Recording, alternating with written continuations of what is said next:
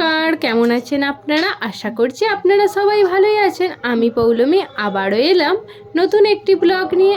আমাদের গ্রামে এখন হরিসেবা চলছে। হরিসেবাকে অনেকে আবার 24 প্রহরও বলে থাকে, তো ওটাই এখন হচ্ছে। তো আমাদের গ্রামে এই হরিসেবায় খুব ভালোই জাঁকজমক হয়। তো আজকে সেই তৃতীয় দিন।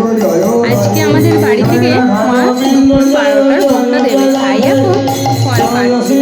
ফল কেটে নিয়ে আমরা এলাম মন্দিরে। এখানেই আমাদের রাধা গোবিন্দ আছে, ওই যে দেখতে পাচ্ছ। আর এখানে পুরোহিত মশাই ভোগটা সেজে নিচ্ছেন। বাড়ি থেকে আমরা ফলগুলো কেটে নিয়ে আসি, আর ভোগ সাজার দায়িত্ব এই পুরোহিত মশাই নেন।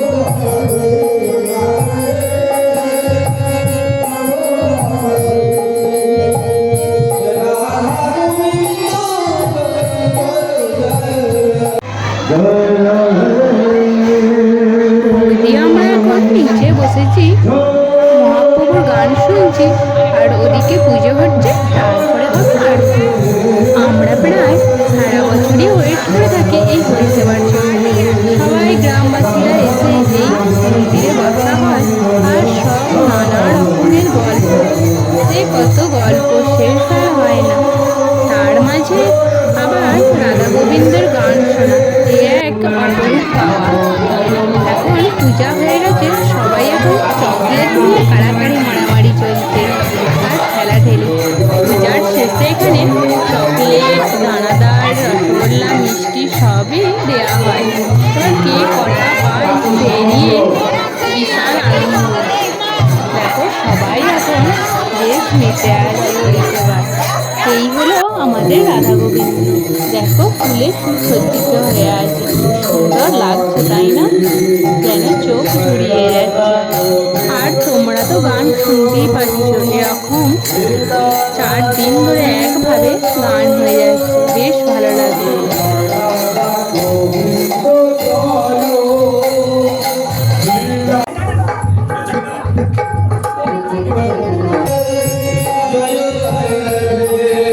আমাদের ভোগ দেওয়া হয়ে গেছে, এবার যাবো বাড়ি, আবার আসবো সন্ধ্যেবেলা। এই দেখো বিকাল থেকে কি জোর বৃষ্টি নেমেছে, আর আমাদের গ্রামে এই হরিসেবা হলে বৃষ্টি হয়েই থাকে। সে যতই বৃষ্টি হোক না কেন, আমরা ঠিক যাবই। দেখো বৃষ্টির মধ্যে ভিজে ভিজে ছাতা নিয়ে বেরিয়ে পড়েছি।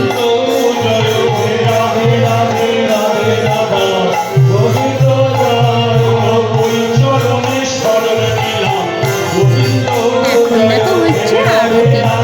আরতিকে আমাদের গ্রামে বেশ ভালো হয়। অন্য মাদলবাসীর দল লোক মিস করলেও আরতিকেও মিস করে না। এরপর হবে বাতাসা ছড়ানো। আজ আমাদের বাড়িতে তো বাতাসা দেওয়া হয়েছে, একটু পরে আমি ছড়াবো। আর এই যে হলো রাধা কৃষ্ণ, এই যে সামনে দেখছো রাধা, ওইদিকে কৃষ্ণ। এখন ওরা ঘুরে ঘুরে টাকা কালেক্ট করছে, সবাই ওদিকে কিছু কিছু পয়সা দেওয়া হয়, আর রাধা কৃষ্ণকে কোলে উঠিয়ে আদর করা হয়। আর এই সময় বাড়িতে লোক কুটুমজন যে যেখানে বাইরে থেকে, আমারও বাপি এসেছে।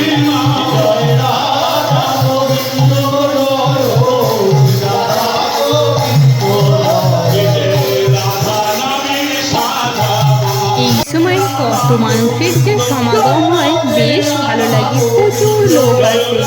তোমরাও আমার গ্রামের পরিষেবা দেখো, ভালো লাগবে। ওই দেখো আমি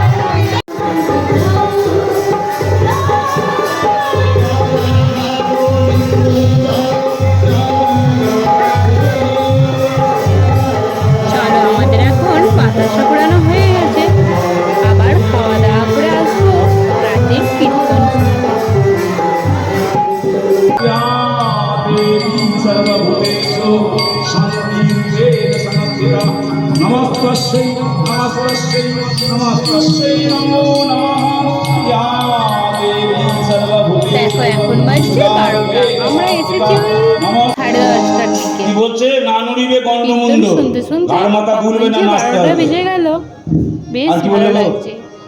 নুপুরের আজকে কড়াই হচ্ছে রাসলীলা, বাজবে না শেষের আগের দিন তো, না তাই নড়িবে ক্ষুদ্রগন্তি রাসলীলাই হয়ে থাকে। ক্ষুদ্রগন্তি কাকে বলে এখন ওসব নেই। আগে মায়েরা একটা কালো কারে ছোট ঘুঙুর বেঁধে দিত ছেলে। আমাদের বাড়ি যেতে প্রায় 1টা-1:30টা বেজে যাবে। আজকের ব্লগটা এতটুকুই। সবাই ভালো থেকো, সুস্থ থেকো। এসো